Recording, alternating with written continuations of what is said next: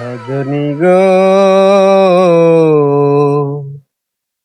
ভালোবেসে এত জ্বালা আগে বুঝি না। আব্বা, ওই আব্বা, ওই কি সে ক?